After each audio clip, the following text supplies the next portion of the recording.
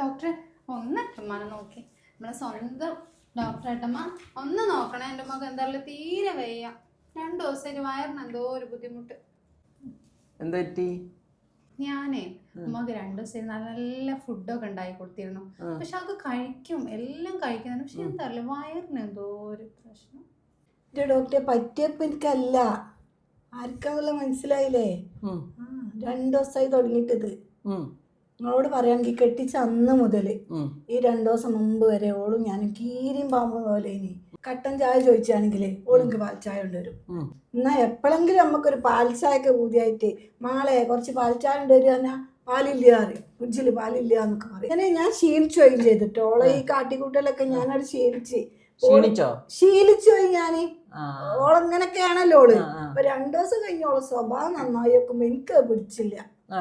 ഞാൻ വിചാരിച്ചു നിങ്ങൾക്ക് എന്തോ അസുഖമായിട്ട് മരുമോള് കൊണ്ടുവന്നായിരിക്കുമെന്ന്. 2 ദിവസം മുമ്പേ ഞാൻ നീച്ചപ്പണ്ട് ഓൾക്ക് കാല് പിടിച്ച് ഇങ്ങനെ ഒഴിഞ്ഞിരുന്നേ. ഞാൻ നീച്ചുമ്പോ കുട്ടികളും ഉണ്ട് അടുത്ത്, ഇങ്ങനെ തിരുമ്പി തരൂല, അങ്ങനെ തരുന്നേ. അപ്പൊ ഞാൻ തുറക്കത്ത് കാണാണോ വിചാരിച്ചു. ചായ ചോദിച്ചാൽ വിചാരിച്ചാൽ മതി, അപ്പോത്തിനോട് കൊണ്ടുവന്നിര ഓരോന്ന് പുതിയ പുതിയ സാധനങ്ങൾ പലഹാരങ്ങൾ ഉണ്ടാക്കി ഇങ്ങനെ തീറ്റിച്ച. എനിക്ക് തോന്നുന്നത് എന്താണെന്നറിയോ, ഏതോ നല്ലൊരു പെൺകുട്ടിന്റെ ബാധോളം മേലെ കൂടിയാണ്, അല്ലാതെ അങ്ങനെ ഒന്നും ആവണ്ടേ ഇല്ല. നിങ്ങൾ നോക്കുക, നോക്കിയിട്ട് പറ്റൂലെങ്കിൽ ഞാൻ ആരടുത്ത കൊണ്ടുപോണ്ടിയെന്നുള്ള നിങ്ങളൊന്ന് പറഞ്ഞുതരാ. ബാധൊന്നും ആവില്ല. എന്താ നിങ്ങൾ ഈ പറയുന്നത്? 2 ദിവസമല്ലേ ആയിട്ടുള്ളൂ ഈ ചേഞ്ച് കണ്ടിട്ട്? 2 ദിവസമായിട്ടുള്ളൂ.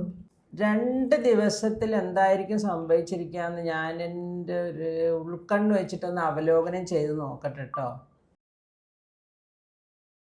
ചായ ചോദിച്ചിട്ട് കൊടുത്തില്ലെന്നാരോപിച്ച് പേരക്കുട്ടികളുടെ മുമ്പിൽ വെച്ച് അവരുടെ അമ്മയെ ഭർത്താവിന്റെ അമ്മ, അതായത് അമ്മായി അമ്മ ക്രൂരമായി കൊലപ്പെടുത്തിയ വാർത്തയാണ് മലപ്പുറം നിലമ്പൂരിൽ നിന്ന് വരുന്നത്. അതൊന്നുമല്ല ഇത്.